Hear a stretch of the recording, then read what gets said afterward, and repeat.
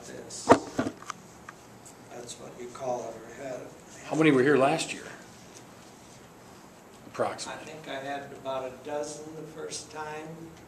I think Diane was at one last year. There maybe were 8. So maybe we've exhausted the whole number who were interested. I hope not, because I think county government is interested. Well, you've been a supervisor for how long, Larry? 10 years. 10 years. Well, yeah, a little over. So your current term would be make it a total of 12 when it's done? No, it'll be 14. 14. I served a 2-year term completing Ed Winborn's term. He was elected that's right. recorder, county recorder in probably 1998. And then his term came, the next election was 2000, and I ran for then the last half of his term. And I just should maybe introduce myself a little bit more. And I served 10 years I've been 10 years on the board, 10 years on the city council through the 90s, and I've in what was the old 5th Ward, which was south of Locust from Perry Street to the city limits, Bettendorf. And then I was redistricted in the census of 1980, and my ward was turned up on end, and so it was every Jersey Ridge was kind of the line, but it went straight north then. So I served really, you know, the downtown, I guess part of the downtown of Davenport and some of the older neighborhoods, and then like the village of East Davenport, and then I served the growing area, and that was the time that the 53rd Street interchange was put in, and things like that. Those were some of the decisions that we made then. Flood wall, that was one of the first decisions, whether to build a flood wall. I was elected in 1979 and voluntarily quit in 19. The last time I ran for the city was 1991. I don't. Politics is an avocation. I really am a teacher, and so that's how I would identify myself, I guess. And this is just something. It's important, but it's not as important as being a teacher, I guess, in my own life. I'd like to ask questions or answer questions, if you don't mind. At times I'll make something of a presentation. I think you probably come with different levels of awareness of county government. Let me just start out by, since I've been in both city and county government, I'll create kind of a distinction between the two. And we can just use, Scott County as an example. A city, for instance, Davenport, is a legal corporation. 2 businessmen, Antoine LeClaire and Colonel Davenport, George Davenport, got together, and they filled out some papers, they bought some land, they sent them to the Secretary of State at that time, and Davenport became a reality. So cities are kind of self-created, I guess you could say. Counties are not. The state creates a county. And in our case, since we existed before Iowa was a state, Iowa became a state in 1846. I think it became a territory in 1838.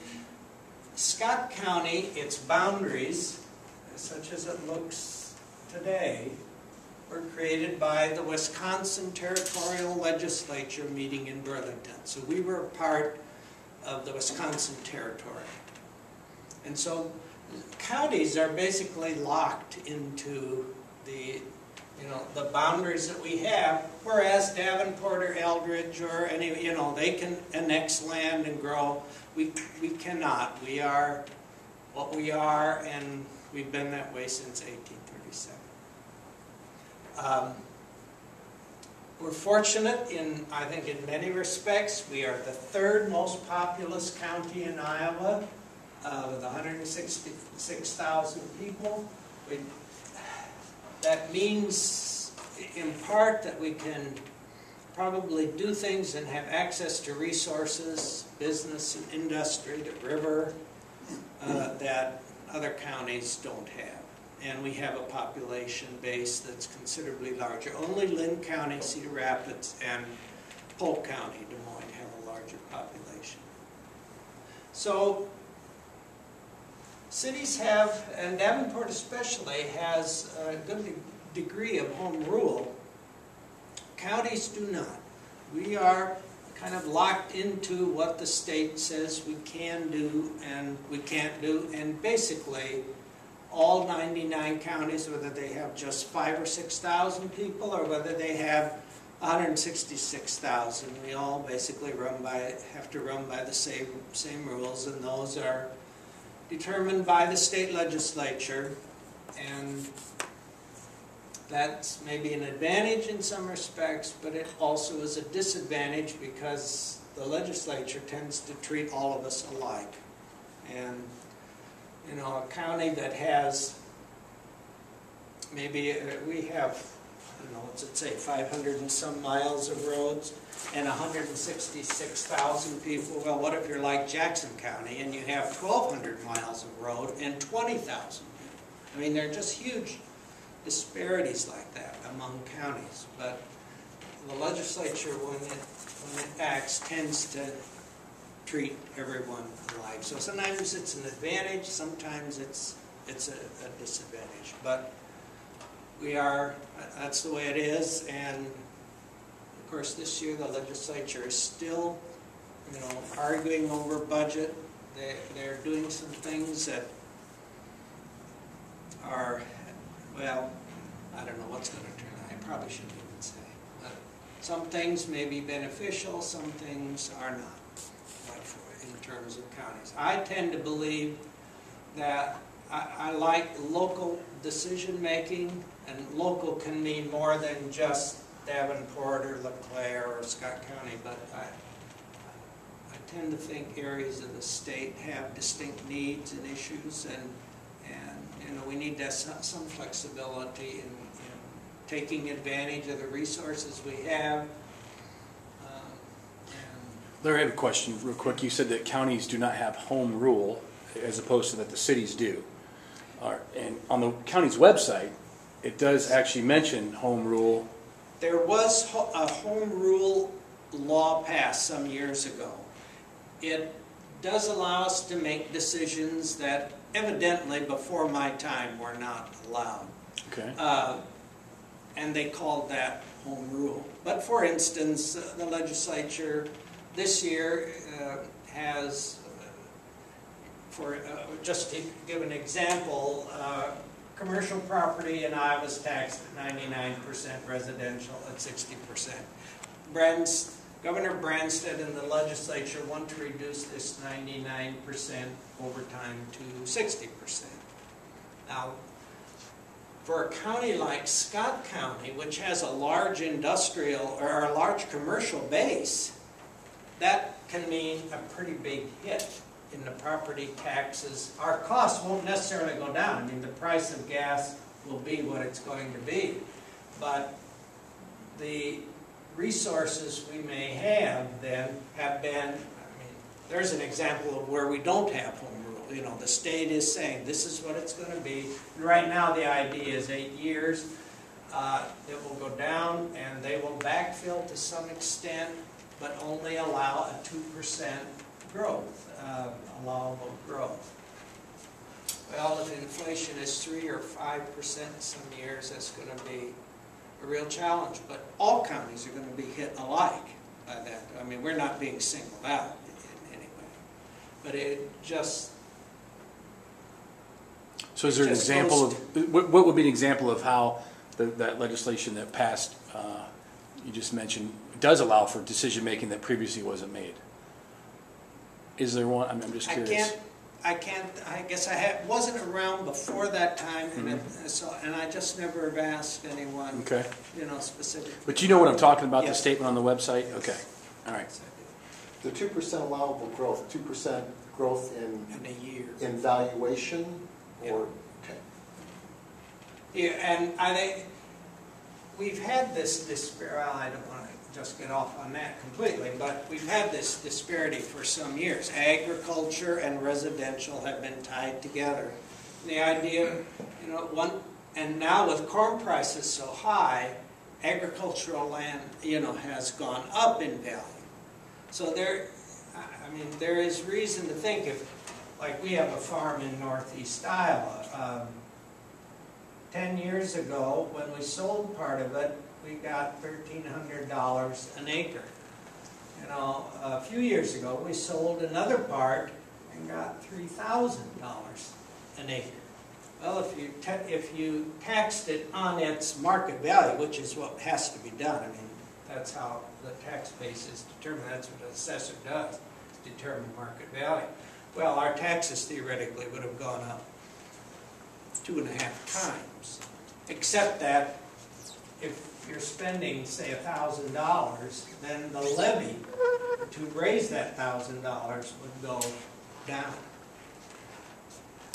It doesn't mean that the tax and levy continues to rise. Commercial property is taxed at 99% and residential at 60%. What's farmland? Productivity. And that's the issue right now with corn at, what is it, $6, $7, and 5-8 years ago it was $2.50. We can see what a change that has had too. So it's like years ago they solved a problem by doing this. It solved a problem. Well, then over 15, 20 years, probably 25 years, it's created another issue. And my guess is 15 or 20 years from now, who knows, how it will play out. It's almost like you have to keep working the system to create the balance. And this has been this disparity is one that I think has bothered us in local government, even back when I was on the city council.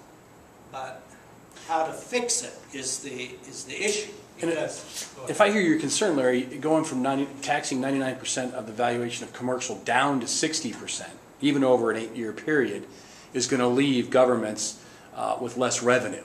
Is that correct? Yes. Okay. Yeah, and I can't imagine, for instance, if you just take the fuel to operate road graders. No, I get all that, but my follow-up question is, what would you say to limited government advocates that say, okay, if commercial property taxes have parity with residential, that means some of these empty buildings can afford to be rehabbed and occupied, and population could grow, and subsequently we'd have other revenues for that government. That is the hope. Isn't that the model that we're talking about? That is what the hope is. Yeah. Okay, and do you not see that as something that would come to fruition with this? I would hope it does. Mm-hmm. I think that's the goal of it. That's why, for instance, as a county, we've been concerned about this disparity for a long time. Mm-hmm. Maybe all property should be taxed at 99% of its value, but instead of having the levy say at $30 per thousand, the levy then would be $10 a thousand, and you'd raise you'd raise the same amount of money with the levy going down. It's 6 of one, half dozen of the other, and I think that the mitigating circumstance here is the cost of government. That cost line never goes down. That's the challenge that many of us face out here in the private sector, watching the arrow go up the whole time. Whereas some of us that run businesses, our arrows go down. I had to lay a couple people off, and I had to, reduce the pace. You know the story. Yeah. I don't.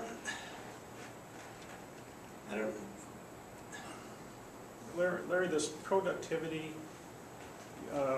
It's a tax on productivity, is that due to home rule, or is that a state? State. All taxation and the models that any county assessor has to use throughout the state, they are all the same. They are driven by the same. It would not be fair, it would not be right to have every county with a different property tax angle. I mean, I know, you know, Illinois, I think, when I talk to people there, they wish things were as clear over there as they are here. This may have inequities in it, but it has, because of the way the system works, it's not been too bad. Homeowners have had, you know, a great benefit here. It's kept homeowners' property tax lower because the 99% on commercial. Who sets the levy rate? The county. So, We have, let's say, $3 billion worth of assessed value in Scott County. Our budget is $82 million. So you divide $82 million into $3 billion and you get X number of cents, say 10 cents per, or let's say just $1 for every $1,000 of assessed valuation once all the mathematical stuff has been done. For instance, my house is worth $204,000. The assessed value takes that, 60% of that takes it down to whatever it takes it down to. Then it is this 60% number that is here that then you divide by. So if the commercial property does, if it does pass where it drops from 99% to 60% over 8 years, won't there be a temptation on the part of the county supervisors, no matter what county it is, to just simply increase the levy rate as opposed to trying to reduce that 82 million and being more efficient? Because with both sides, you can, if one side drops and the board can control the levy, they simply start increasing the levy rate. What they've done here is put a 2% growth. So the levy rate can only grow at a rate of 2% more than it currently is per year. But anything I'm saying now is Suspected. subject to change, Yeah. and even in a year or two. Right. I mean, they Right. could something they may discover some, and the state's going to backfill some of this. So that means that other, you know, property, or not property tax, but income tax or sales tax, then will have to be used to backfill counties. The other thing the state is planning to do, but these are things that, when I say plan, you know, sometimes things don't work out as they plan. They want to take over all the mental health funding for the county. So they would lift that particular piece of county county government cost away. And if you'll notice on this chart, on this pie chart at the bottom one, it's about 20%. It's about 20% of the county's costs. It's in the bottom chart. You can see it on, it's the blue. You can see it on the I've got. Larry, is there a limit on the growth of the budget?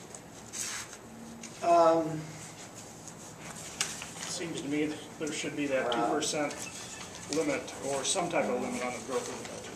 I think the limit is, do I want to be reelected? I think So there is none. No, but you just.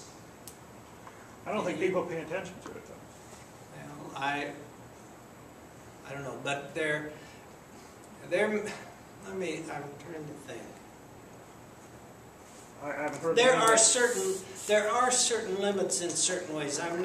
We couldn't just willy-nilly raise taxes for no apparent reason. If we had a major disaster in this county, you know, such as they've had in Joplin or something. Of course, that raises a whole bunch of other issues because their property's gone. And so there's nothing to tax on a house that has